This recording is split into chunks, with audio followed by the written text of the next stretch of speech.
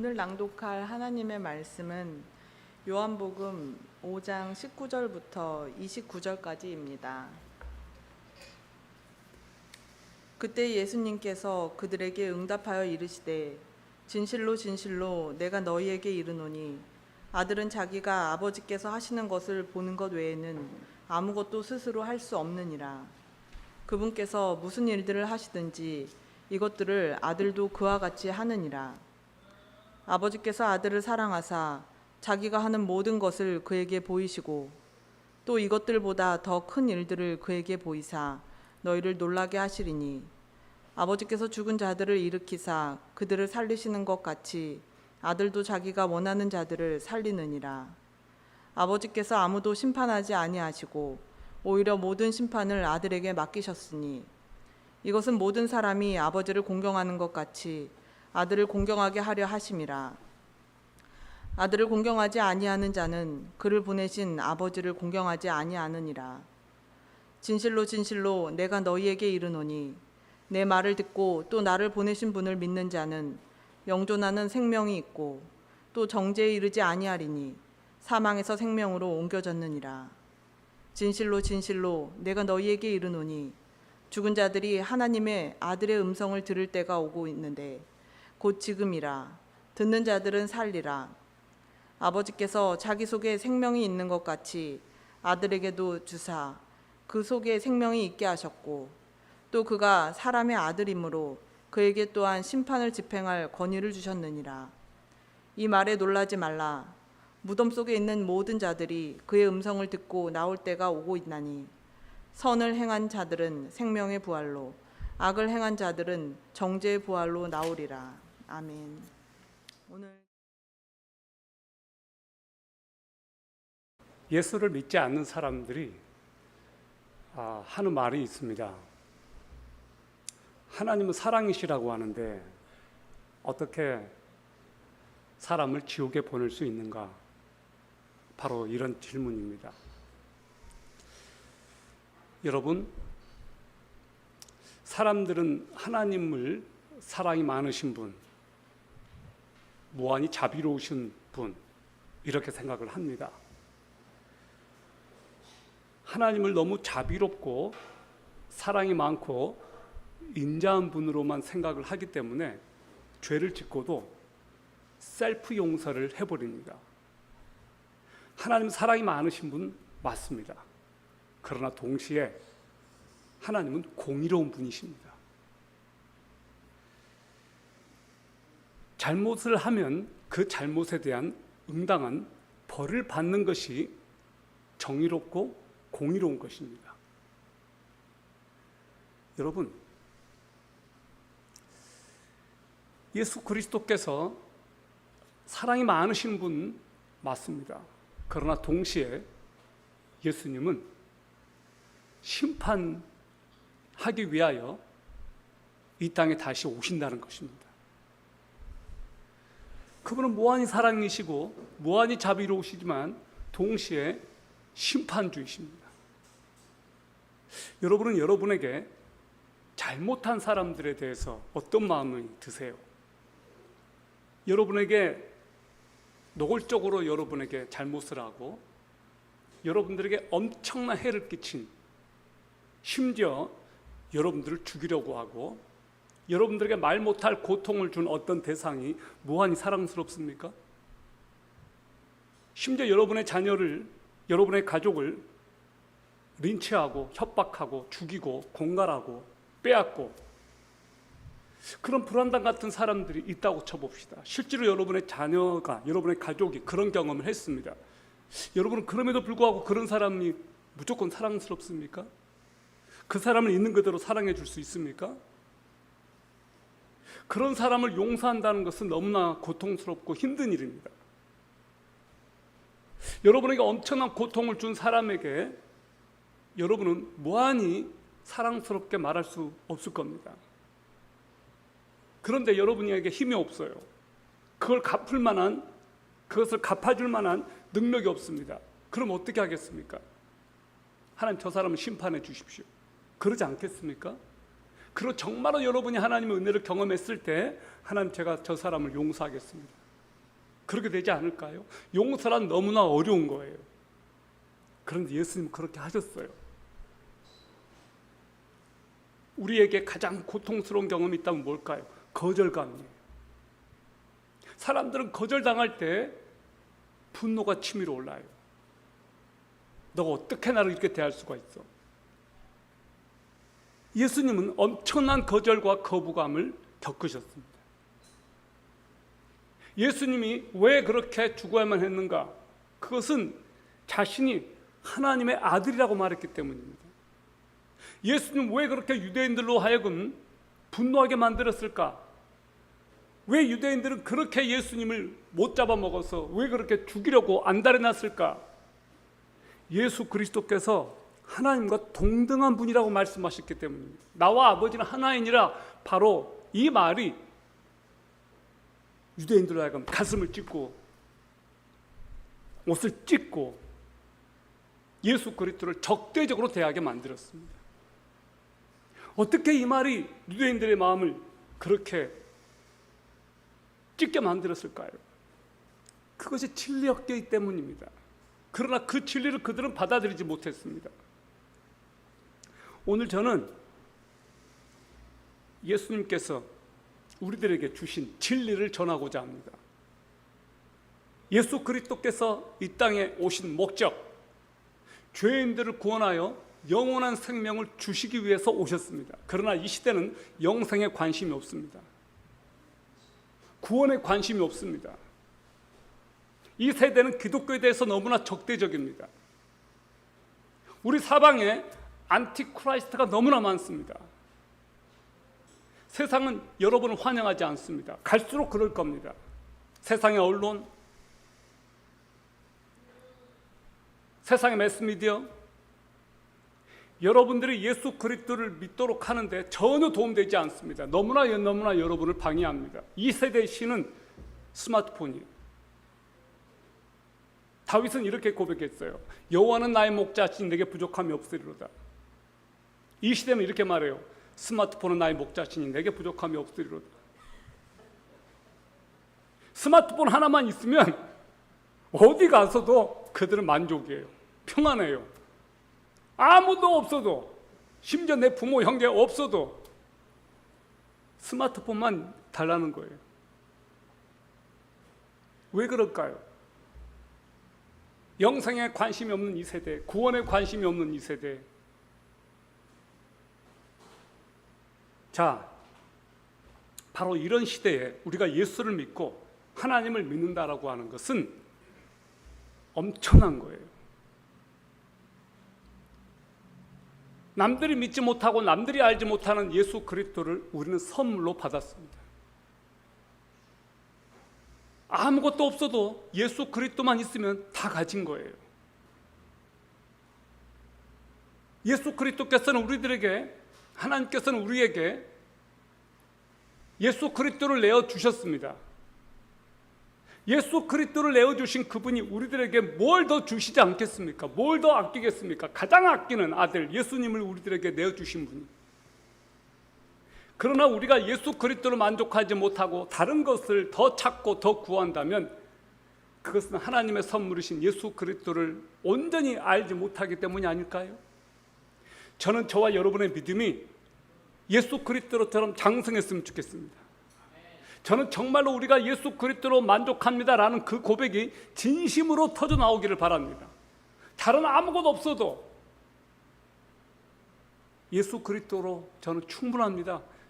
이런 믿음이 저와 여러분에게 있었으면 좋겠어요. 아멘? 자, 오늘 이 말씀을 통해서 하나님께서 우리들에게 주신 음성을 들었으면 좋겠습니다. 여러분, 오늘 우리가 읽은 말씀에서 요한이 말하고자 하는 메시지는 무엇이었을까? 첫 번째, 아버지 하나님과 아들 예수님은 하나이시다라는 거예요. 하나님 아버지와 아들이신 예수 그리스도는 한 분이십니다라는 겁니다. 3세기에 아리우스라고 하는 이단이 있었습니다. 이 사람은 하나님은 한 분이시라고 했는데 어떻게 예수 그리스도 하나님의 한 분일 수 있느냐? 하나님은 유일하신 하나님이신데 예수 그리스도는 하나님일 수 없다.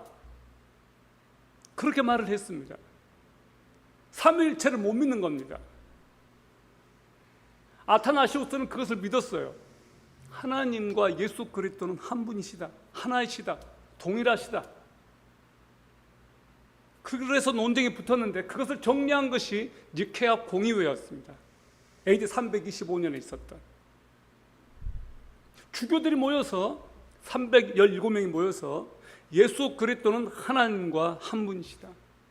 예수 그리스도는 하나님이시다. 이 진리를 못 박았습니다. 우리는 예수 그리스도를 믿습니다. 예수 그리스도가 하나님이시라는 것을 우리는 믿습니다. 여러분 5장 19절에서 20절을 보시기 바랍니다. 그때 예수님께서 그들에게 응답하여 이르시되 진실로 진실로 내가 너희에게 이르노니 아들은 자기가 아버지께서 하시는 것을 보는 것 외에는 아무것도 스스로 할 수 없느니라. 그분께서 무슨 일들을 하시든지 이것들을 아들도 그와 같이 하느니라. 아버지께서 아들을 사랑하사 자기가 하는 모든 것을 그에게 보이시고 또 이것들보다 더 큰 일들을 그에게 보이사 너희를 놀라게 하시는. 예수님께서 자주 하신 말씀 중에 하나는 나와 아버지는 하나이니라 라는 말씀입니다. 이 말 때문에 예수님이 유대인들로부터 십자가에 못 박혀 죽었습니다.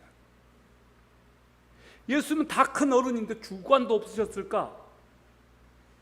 어떻게 예수님은 아버지께서 하시는 것을 보는 것 외에는 아무것도 스스로 할 수 없다고 말씀하셨을까? 아버지께서 무슨 일을 하시든지 아들도 그와 같이 한다고 했습니다. 그러니까 예수님은 아버지께서 하신 것을 나도 한다. 아버지께서 그렇게 하신 것을 나 스스로는 할 수 없다. 예수는 30이 넘으신 성인이에요. 그런데 예수님은 너무나 껌딱지처럼 하나님과 붙어 있었습니다. 나는 우리 아버지께서 하신 것만 한다. 나 혼자 따로 할 수 없다. 그 말씀을 하셨어요. 예수는 어느 것 하나도 스스로 하는 법이 없으셨고 하나님과 함께 하셨습니다. 38년 된 그 병자를 고치셨는데 예수님 혼자 한 것이 아니었어요. 하나님과 함께 하셨다고 지금 말하고 싶은 거예요. 우리는 아버지와 아들 관계가 이렇게 친밀하지 못합니다. 그래서 대부분 아버지와 아들 관계가 좋지 않습니다. 아버지는 권위적이고 아들은 반항적이에요. 그래서 서로 상처를 주고받습니다. 대부분의 아들들은 아버지에게 반항합니다. 아버지들을 존경하지 않습니다.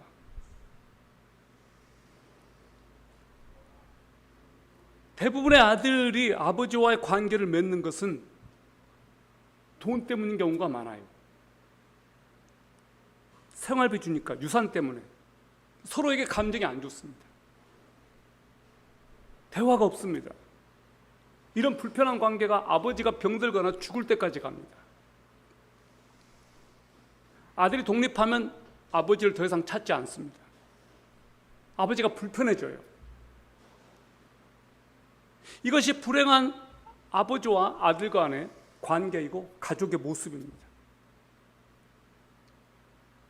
그러나 하나님 아버지와 아들이신 예수 그리스도와의 관계는 너무나 친밀했습니다.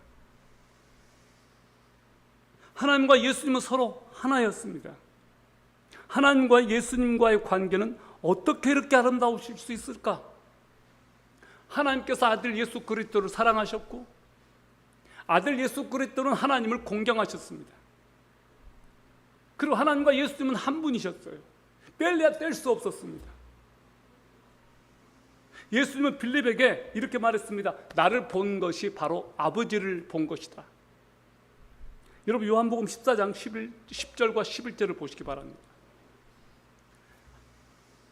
내가 아버지 안에 있고 아버지께서 내 안에 계신 것을 너가 믿지 아니하느냐? 내가 너희에게 이르는 말들은 내가 스스로 하지 아니하느니라. 오직 내 안에 거하시는 아버지 곧 그분께서 그 일들을 행하시느니라.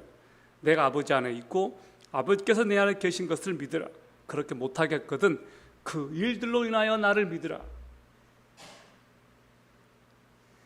예수님의 언어는 하나님의 언어였고 예수님의 생각은 하나님의 생각이었습니다. 예수님께서 느끼신 것을 하나님도 느끼셨고, 하나님께서 말씀하시는 것이 곧 예수님께서 말씀하신 것이었습니다. 저는 우리의 생각이 예수님의 생각과 같았으면 좋겠습니다. 왜 사람들이 서로 갈등할까요? 서로 마음이 같지 않기 때문에 아닐까요? 왜 사람들이 서로 싸울까요? 서로 마음과 생각이 서로 맞지 않기 때문에 그렇습니다. 부부간에, 부자지간에, 모녀지간에, 형제지간에 생각이 같으면 싸울 수가 없죠. 생각이 다르니까, 마음이 다르니까. 하나님과 예수님은 한 번도 서로 생각이 다를 때가 없으셨어요. 저는 이 은혜가 우리에게 있었으면 좋겠습니다. 여러분 혹시 이럴 때가 없으세요? 어떻게 저 사람 내 마음 같지가 않을까? 어떻게 나와 똑같지 않을까? 그래도 섭섭할 때가 없으세요? 여러분의 자녀들이 여러분과 생각과 의견이 다릅니다. 그럴 때 여러분은 어떠세요? 힘들지 않겠습니까?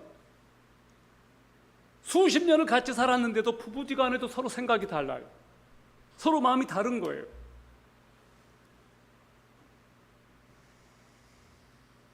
여러분, 저는 정말로 주님의 마음과 우리들의 마음이 같아지기를 소망합니다.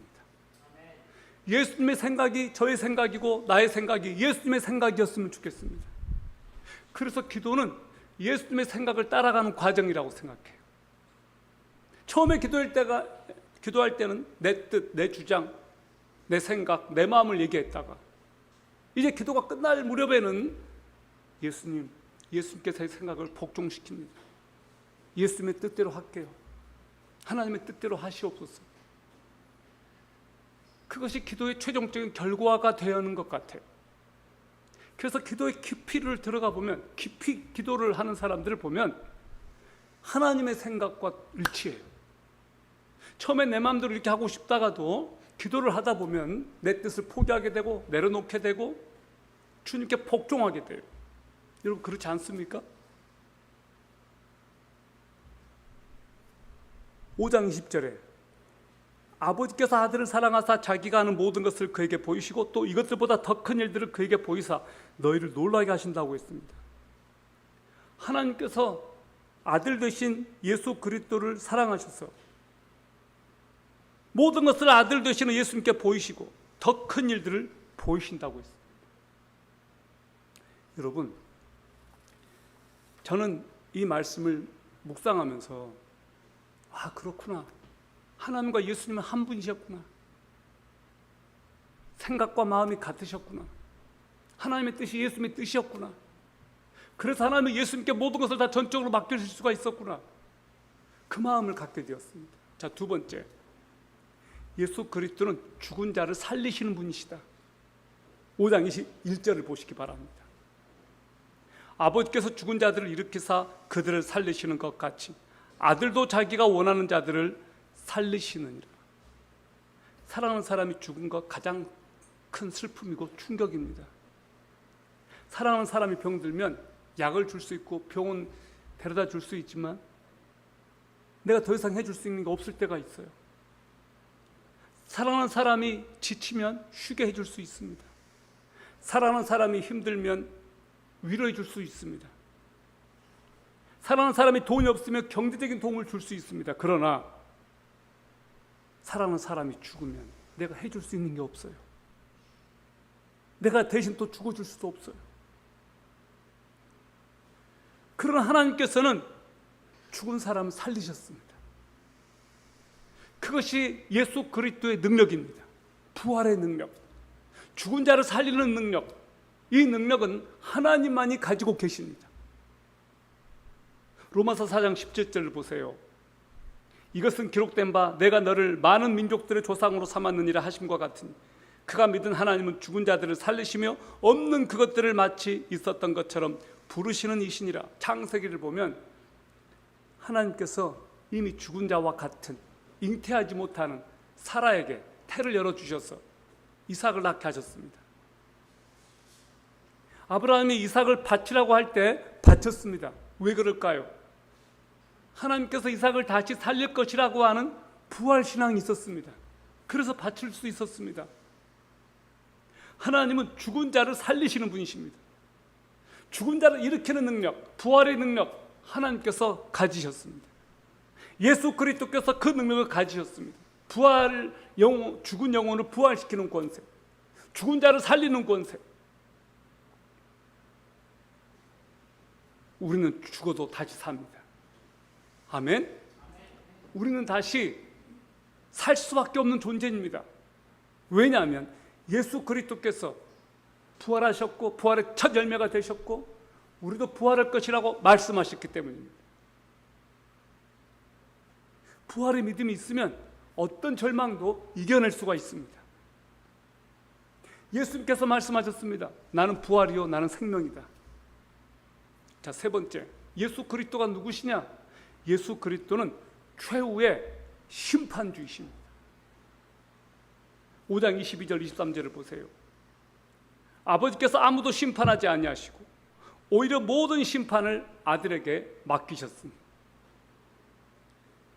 23절, 이것은 모든 사람이 아버지를 공경하는 것 같이 아들을 공경하게 하려 하심이라.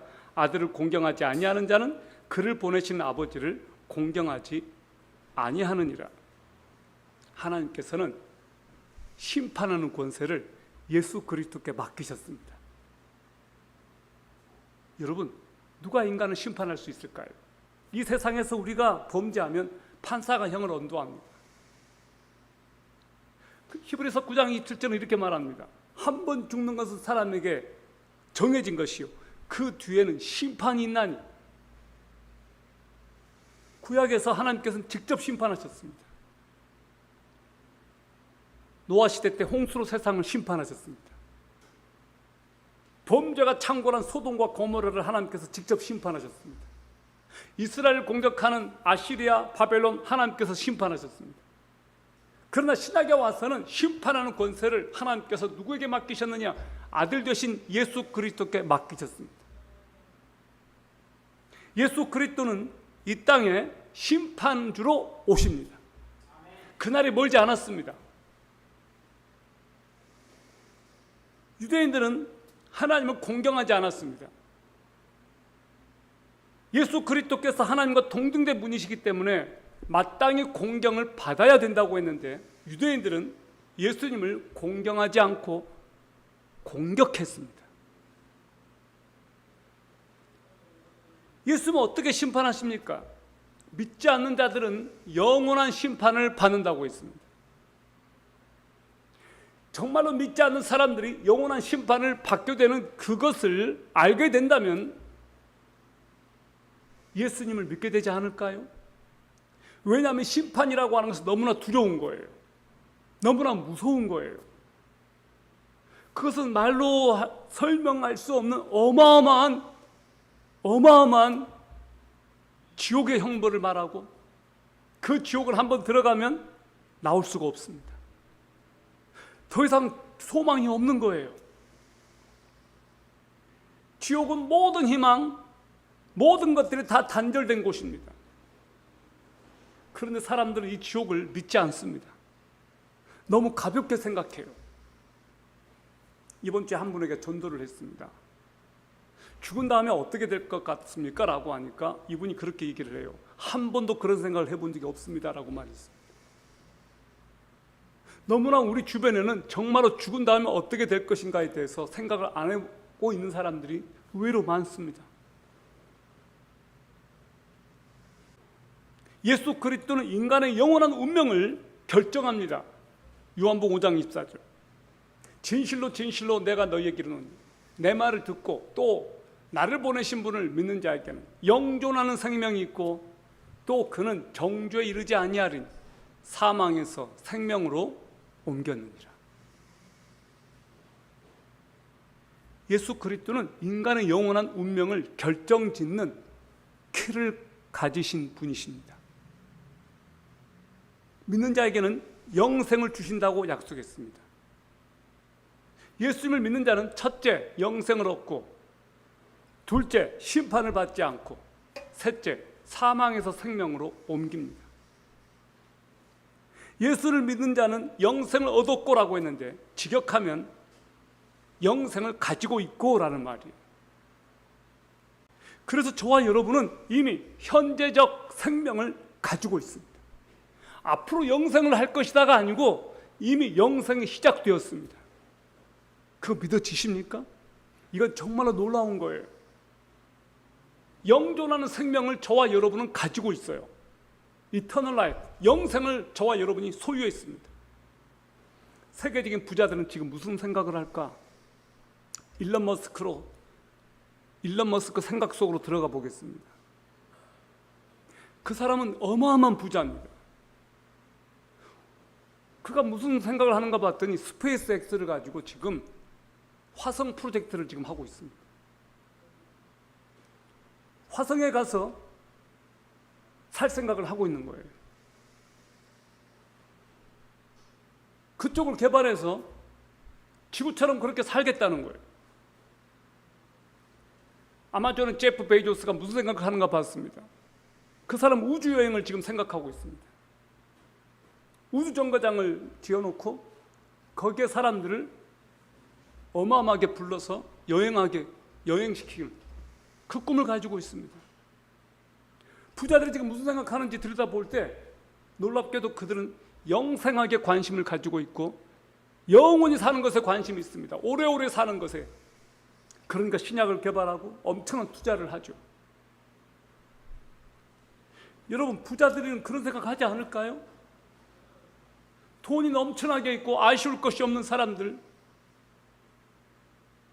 오래오래 사는 거 생각하지 않을까요? 그러나 성경은 말하기를 이 세상은 끝이 있다고 말합니다.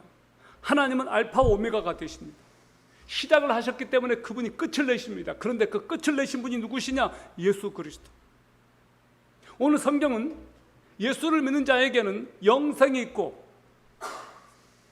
심판을 당하지 않는다, 사망에서 생명으로 옮겼다라고 말합니다. 그리고 그 놀라운 축복이 지금 누구에게 주어져 있느냐? 예수 그리스도를 믿고 하나님의 자녀가 된 여러분들에게 그 놀라운 은혜와 축복이 지금 주어져 있습니다. 여러분, 놀랍지 않습니까? 저는 이런 이야기를 들을 때 우리가 이 기쁨을 어떻게 주체할 수 없어야 된다고 생각해요. 그러나 우리가 하도 많이 들어서 이제는 우리가 이런 이야기를 들을 때 그렇게 놀라지 않아요. 너무나 당연하니까, 그걸 믿으니까. 그러나 아직 실감은 나지 않아요. 심판에 이르지 않는다, 이것은 미래적인 의미입니다.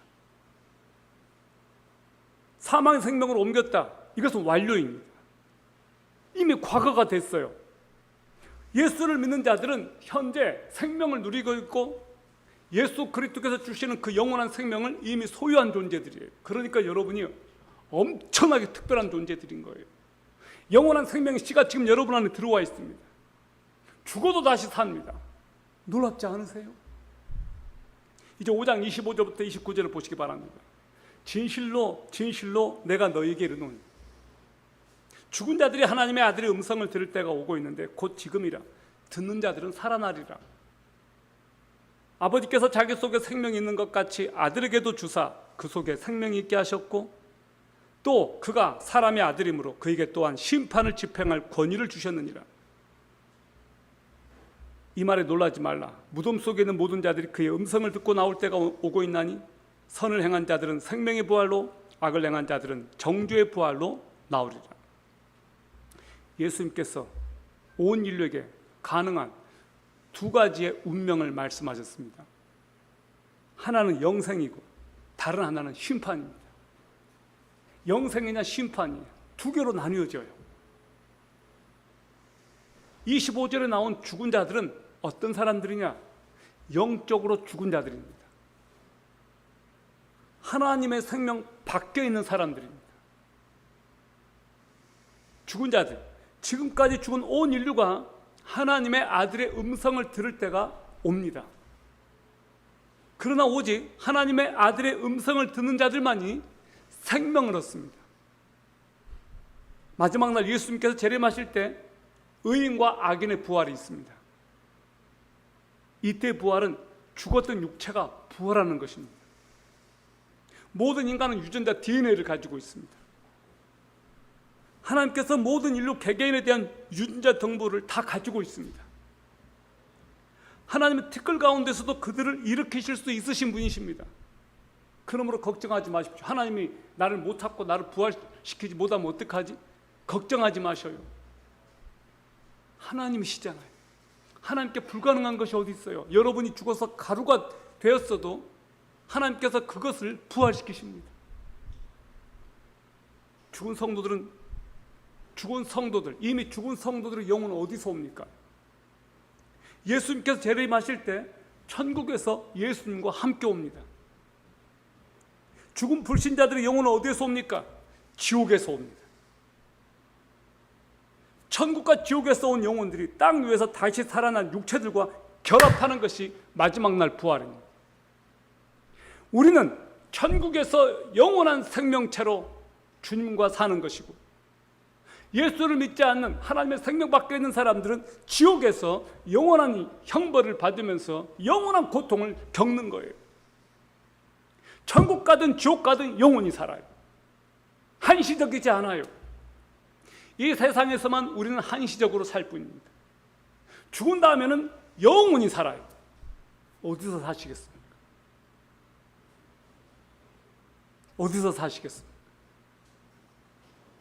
오래 사는 것도 좋고 건강하게 사는 것도 좋지만 영원히 사는 것만 하겠습니까? 오늘 저와 여러분들이 새하늘과 새 땅에서 영원한 복을 누리고